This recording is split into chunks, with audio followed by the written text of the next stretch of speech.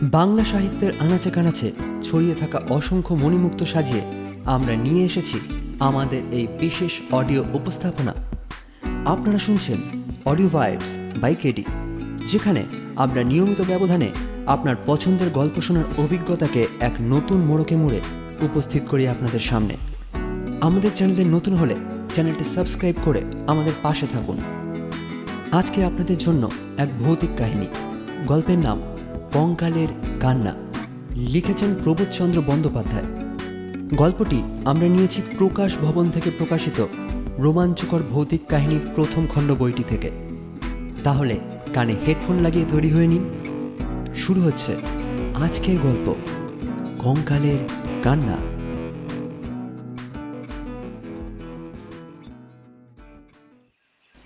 দেনার দায়ে বিকিয়ে গেল দত্তদের বিরাট বাড়িখানা। কিনলে রায়দিঘির রায়েরা। 5-6 মাস আগে কাজে ঢুকেছি রায়দের সেরেস্তায়। সেখানে অন্য যারা রয়েছে বলতে গেলে তারা বুড়ো না হয়েও আধ বুড়ো। আমি একমাত্র কম বয়সী জোয়ান। ডাক পড়ার সঙ্গে সঙ্গে নায়েব মশাইয়ের কাছে গিয়ে দাঁড়াতেই হুকুম হলো দত্তবাড়িতে গিয়ে আজই বুঝে নিতে হবে সব। কাল সারা বাড়িতে তালা লাগিয়ে সেরেস্তায় এসে জমা দিতে হবে চাবি। ঠিক করতে হবে সব। 19-20 হলেই পড়তে হবে কর্তার কোপে। খালি বাড়ি দখল নেবার দিনকাল। হুকুম শুনে বেরিয়ে পড়লাম এক ব্যাগ তালা চাবি নিয়ে। বাড়ি এসে শতরঞ্চি বালিশ বেঁধে নিয়েই ছুটলাম দত্তবাড়ির দিকে। যেতে হবে অনেকটা পথ। হাঁটতে হাঁটতে যখন গিয়ে পৌঁছলাম তখন সন্ধে হয়। বিরাট লোহার ফটক পেরিয়ে বারান্দায় নিচে গিয়ে দাঁড়িয়ে বন্ধ দরজায় 2-4 বার ধাক্কা মারতেই খুলে গেল দরজাটা। সামনে এসে দাঁড়ালে একজন। দখল নেওয়ার জন্য রায়দের সেরেস্তা থেকে আসছি। কথা শুনে সে ভাবলে একটু, তারপরেই ব্যস্ত হয়ে ভেতরে ডাকলে আমায়। আগে ফাঁকা বাড়ি আগলে রয়েছি, আপনারা দখল নিলেই আমার ছুটি। ওপরে যেতে হবে, একটু দাঁড়ান, আলোটা নিয়ে আসি। আলো আনতে চলে গেল লোকটা। অন্ধকারের মধ্যে দাঁড়িয়ে মনে হলো বিরাট রহস্যপুরীর চাপ অন্ধকারের মধ্যে থরে থরে জমে রয়েছে অতীতের অনেক রহস্য। জ্বলন্ত লণ্ঠন নিয়ে ফিরে এলো সে। আমাকে পথ দেখিয়ে নিয়ে চলল 1 তলা থেকে 2 তলায়। আলো নেই কোথাও, লণ্ঠনের ম্যাড় আলো ছাড়া। শব্দ নেই, দুজনের চলার শব্দ ছাড়া। সিঁড়ি ভেঙে গিয়ে দাঁড়ালাম 2 তলায়। খাঁ করছে চক মেলানো বাড়িখানা। আগে এই ঘরখানাতেই থাকুন, আলোটা রেখে যাচ্ছি। অসুবিধা হবে না কিছু। কাঠকানা রয়েছে, বিছানা পেতে নেবেন ওর ওপর। জানলা খুলে দিলে বাতাস আসবে হু হু করে। ঘরের একদিকে লণ্ঠনটা রেখে বেরিয়ে যাওয়ার মুখেই পিছু ডাকলাম তাকে। কাছাকাছি বাজার আছে তো? আছে, তবে খুব কাছে নয়। ওসব নিয়ে ভাববেন না, রাতে চালিয়ে নেওয়ার মতন ব্যবস্থা আমিই করে দেব। শুনে হালকা হয়ে গেল মন। পকেট থেকে টাকা বার করে দিতে যেতেই 2 হাত জোর করে দাঁড়িয়ে রইল সে। আপনি এক রাতের অতিথি। এ বাড়িতে আজকের রাতটাই আমার শেষ রাত। ও ভাববেন না সামান্য জিনিস নিয়ে আপনি। চলে গেল সে। আমি রইলাম একা। লণ্ঠন জ্বলছে একদিকে। কিছুই নেই বিরাট ঘরখানায়, খাটখানা ছাড়া। খুলে দিলাম জানলাগুলো। দক্ষিণের বাতাস এলো হু হু করে। ঘরের অন্যদিকে দরজা খুলে দেখলাম বিরাট বারান্দাটা খাঁ করছে, গোরস্থানের মতন। বাড়ি তো নয়, এ যেন রাজপ্রাসাদ। বিছানা পেতে বসলাম খাটের ওপর। আবছা আলো পড়া ঘরের এদিক ওদিকে দেখতে মনে হলো রায়েরা দখল নিলে এ বাড়ির ইট কাঠের। একদিন সগৌরবে বাস করা দত্তদের জীবন রহস্যের কড়া পরিমাণের দখল নিতে পারেনি। বাইরে রয়েছে কালি ঢালা অন্ধকার, আকাশে রয়েছে অগণিত নক্ষত্র, আর রায়দের সেরেস্তার নগণ্য এক কর্মচারীর মনের মধ্যে রয়েছে রহস্যের ছোঁয়া লাগা চমকে ওঠা প্রাণ সত্তা। কানে এলো পায়ের শব্দ। ভাবলাম লোকটা বুঝি আসছে। না, কেউ এলো না। শব্দটা বারান্দার এ প্রান্তে জেগে ধীরে মিলিয়ে গেল ও প্রান্তে। আবার জাগলো জোরে পা ফেলার শব্দ। লোকটা এসে ঢুকলো ঘরে। খাবারের থালা আর জলের ঘটিটা একদিকে রেখে দাঁড়িয়ে রইল মুখের দিকে তাকিয়ে। এই যে খেয়ে নিয়ে ঘুম দিন, আজ রাতের বেলা কিছু তো হবে না, কাল সকালে বুঝিয়ে দেবো সব। কথা বলে আর দাঁড়ালো না সে, ঘর ছেড়ে চলে গেল তাড়াতাড়ি। আবার রইলাম একলা। জানলা দিয়ে বাতাস আসছে গোঙানির শব্দ তুলে। দূরে দূরে মিটমিট করে আলো জ্বলছে লোকের বাড়িতে। বসে থাকতে থাকতে মনে হলো একটা অজানা রহস্য যেন ঘিরে ধরছে একটু একটু করে। আবার কানে গেল পা ফেলে চলার শব্দ।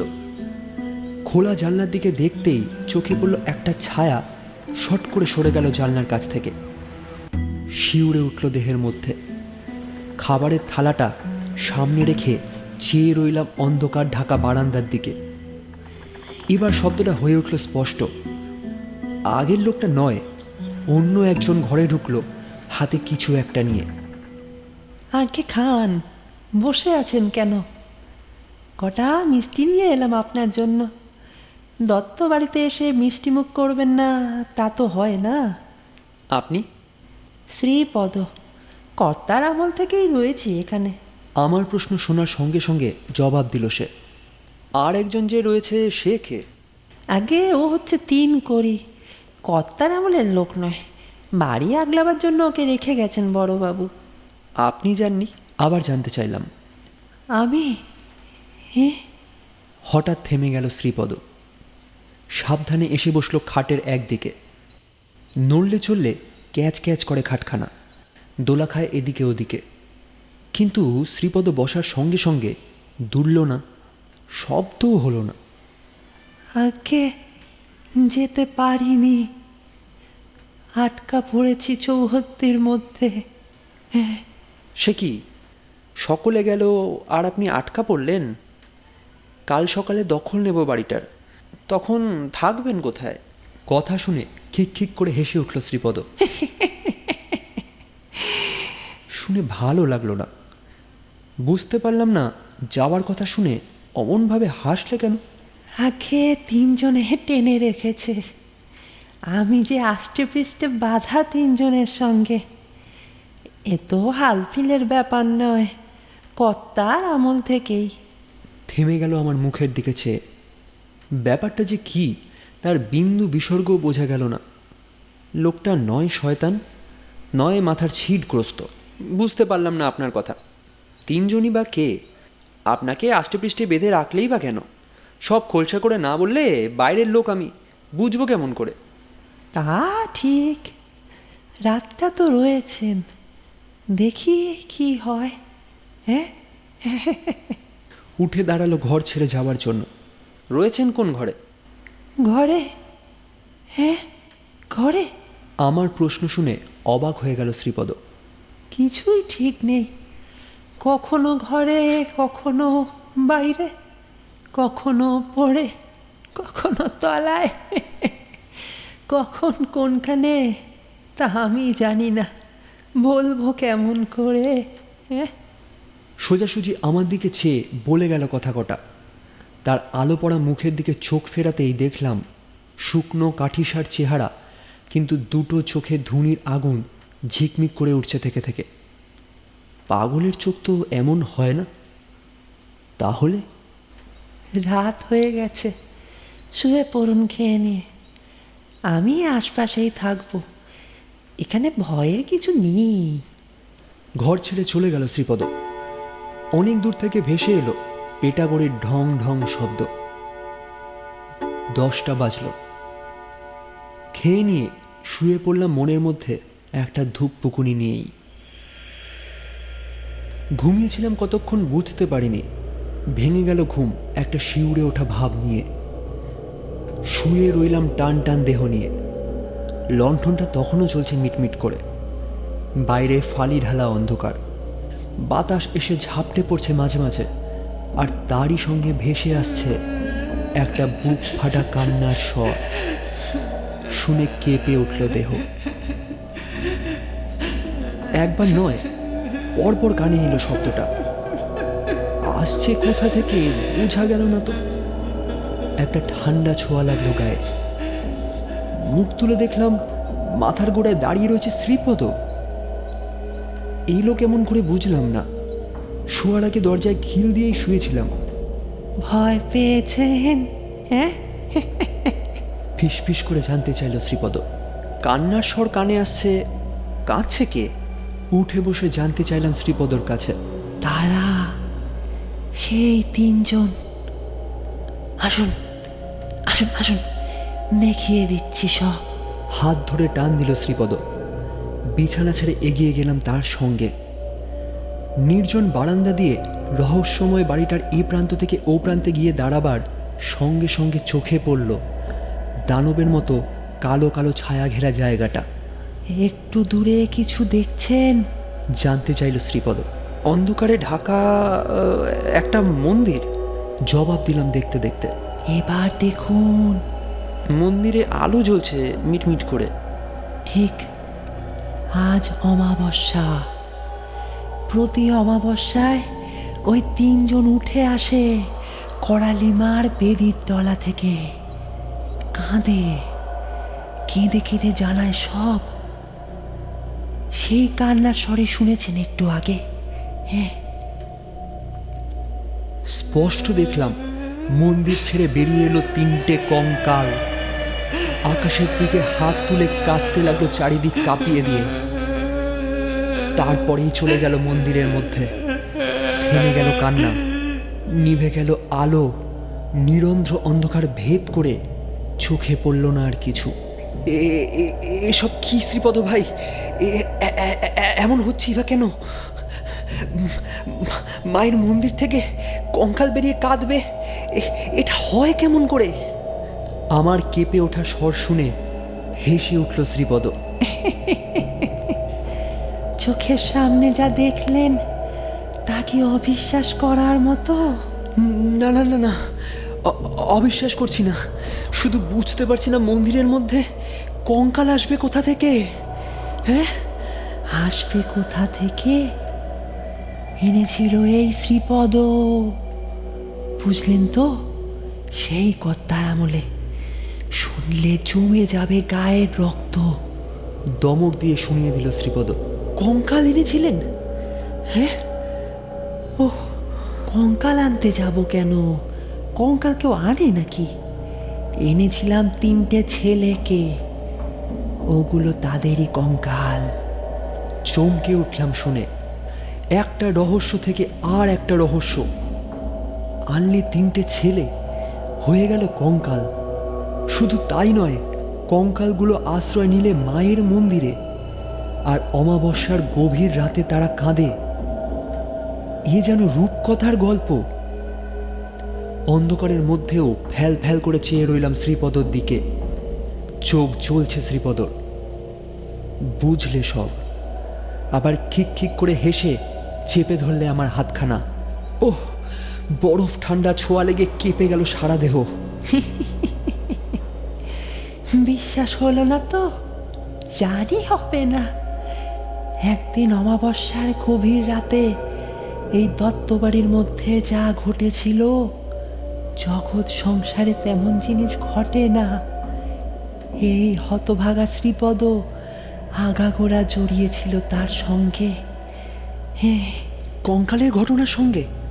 শ্রীপদ থামতেই বেরিয়ে গেল মুখ থেকে। তাছাড়া আর কি? শুনতে চান নাকি ব্যাপারটা? হ্যাঁ হ্যাঁ, যদি বলেন, শুনবো না কেন?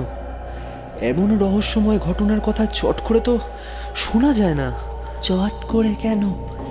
একেবারেই শোনা যায় না।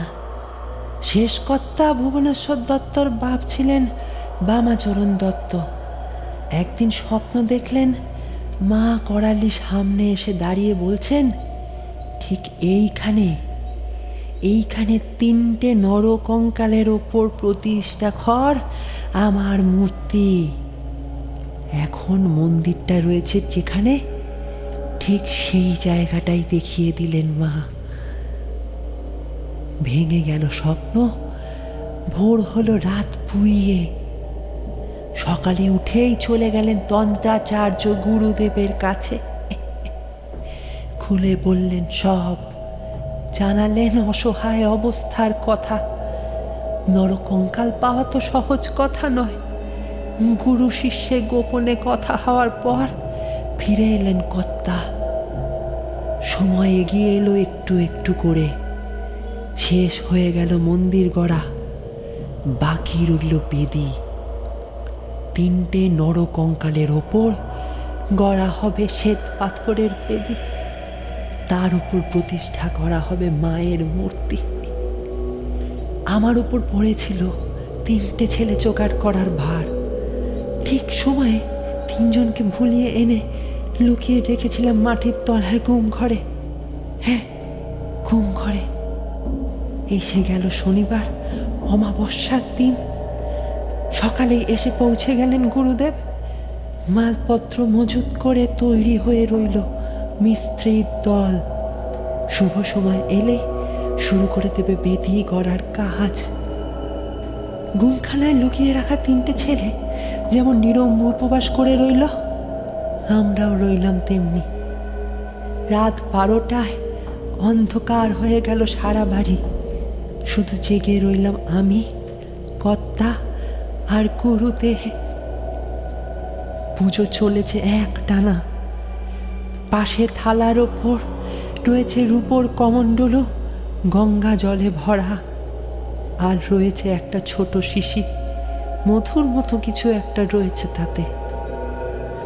সময় হয়েছে, যেতে হবে ঘুমখানায়। হুকুম শুনে জ্বলন্ত প্রদীপটা হাতে নিলাম আমি। প্রসাদের থালাটা হাতে নিলেন কর্তা। আর মধুর মতো জিনিসটা কমণ্ডলুর জলে মিশিয়ে সেটা হাতে নিলেন গুরুদেব। ঘুমখানার অন্ধকার পাতলা হয়ে গেল আলো পড়ে। মাটিতে মরার মতো শুয়ে রয়েছে 3টে ছেলে। নাও, পেট ভরে খাও, তার আগে খেয়ে নাও ঠান্ডা জল। 3জনের দিকে তাকিয়ে জানিয়ে দিলেন গুরুদেব। সারাদিনের তেষ্টায় শুকিয়ে গেছে গলা। কমণ্ডলুর জলটুকু খেয়ে নিলে যেমন, তেমনি শূন্য করে দিলে প্রসাদের থালাটা। সবাই আবার ফিরে এলাম পুজোর ঘরে। রাত বেড়ে গেল একটু একটু করে, তামাম বাড়ি অন্ধকার। আমরা 3জন আবার চললাম ঘুমখানার দিকে। গুরুদেবের এক হাতে রয়েছে একটা ঝকঝকে ছুরি, অন্য হাতে রয়েছে গঙ্গা মাটি ভরা একটা সরা। আমার এক হাতে রইল প্রদীপ, অন্য হাতে রইল থলে বোঝাই হাঁড়ি। কর্তার হাতে রইল 3খানা নতুন গামছা।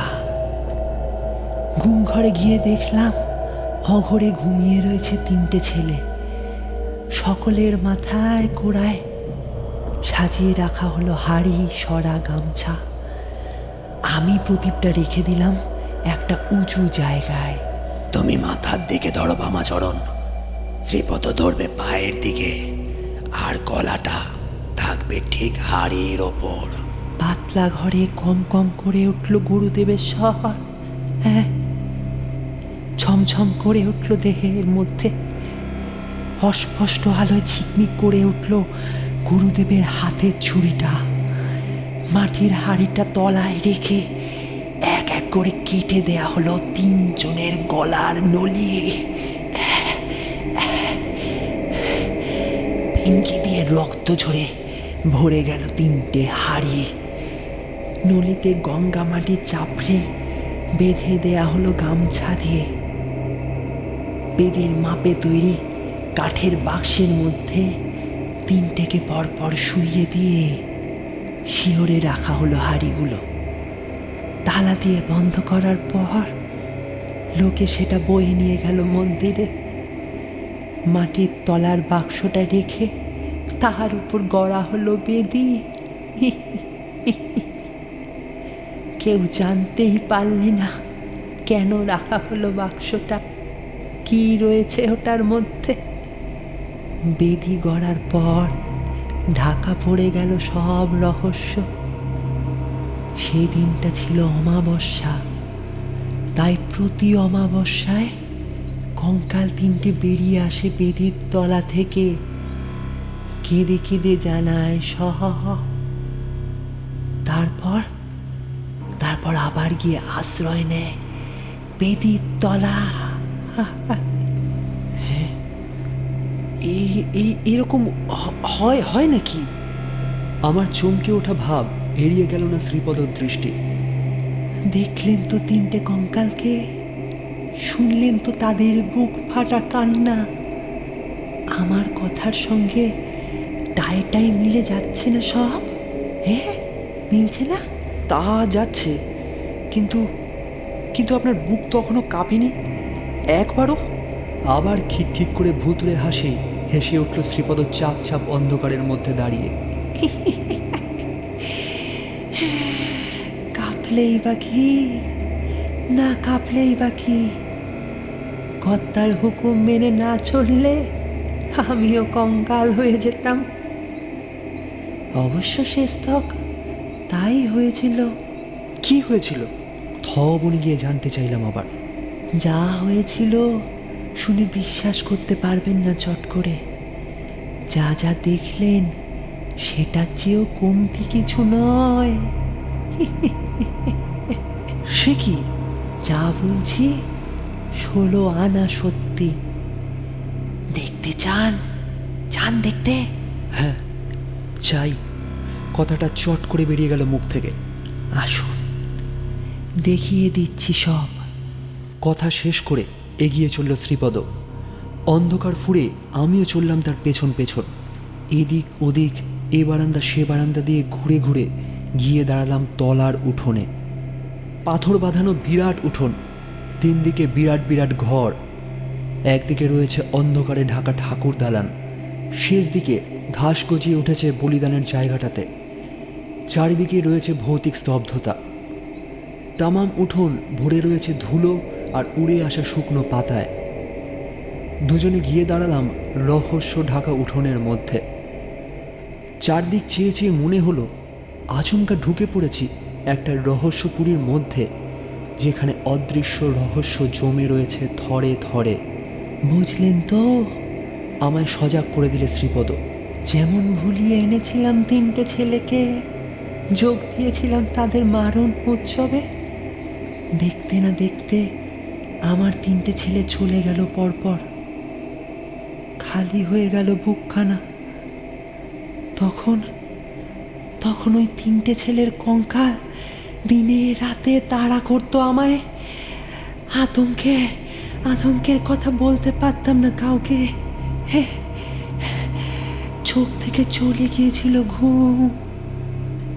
পাগলের মতো ঘুরে বেড়াতাম বাড়িটার মধ্যে। দিনের আলোয় সান্ত্বনা মিলত খানিকটা। রাতের অন্ধকারে সবাই ঘুমিয়ে পড়তো যখন যখন ছমছম করতো বাড়িটা, তখন মনে হতো একটা অদৃশ্য ছুরি ছুঁয়ে যাচ্ছে আমার গলার নলিটা। আহ আহ ছেলে 3টের নলি যেমন কাটা হয়েছিল তেমনি ভাবেই কেটে দেবে আমার নলি।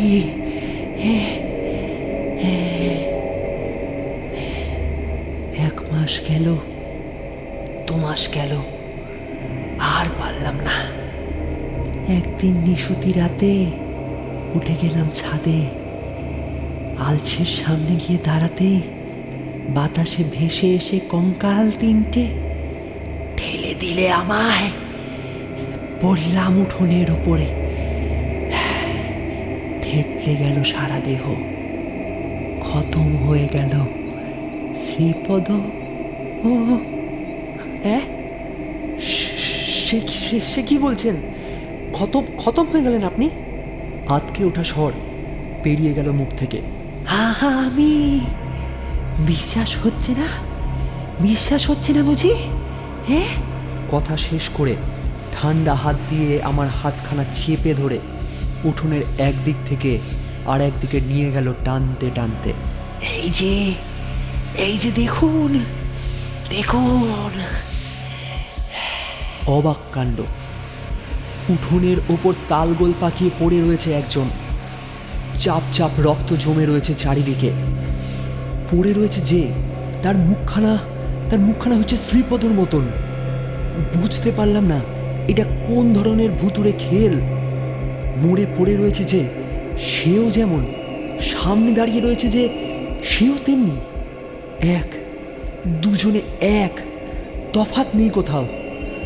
মরলে যে সে জ্যান্ত হয়ে এলো কেমন করে? আপনি তো আমার সামনে দাঁড়িয়ে, ছাদ থেকে পড়ে মরল যে শ্রীপদ, সে তাহলে কে? এক দুজনেই এক। আমি সেই শ্রীপদ, মরার পরে রয়ে গেছি এখানে।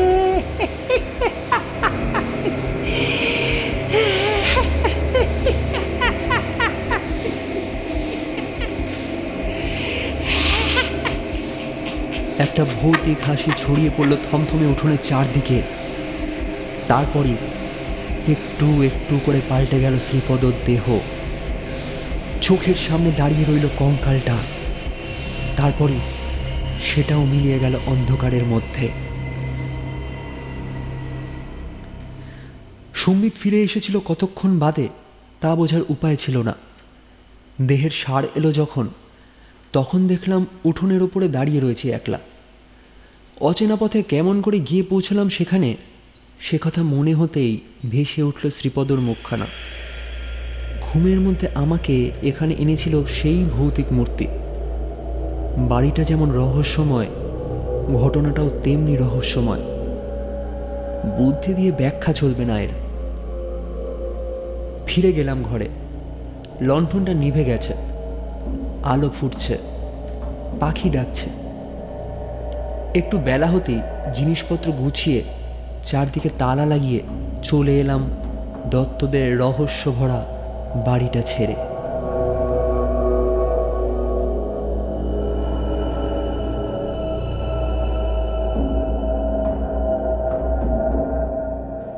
ধরুন আজ থেকে 2 বছর বাদে কোনো অজানা পরিবেশে, অচেনা বাড়িতে আপনি রাত কাটাতে গিয়ে এমনই এক অভিজ্ঞতার সম্মুখীন হলেন। মাঝরাতে এরকমই কোনো এক শ্রীপদ আপনাকে ঘুম ভাঙিয়ে এরকম কঙ্কালের নাচ দেখালো এবং আপনার চারপাশ ঘিরে একটা হাসি প্রতিধ্বনিত হতে লাগলো।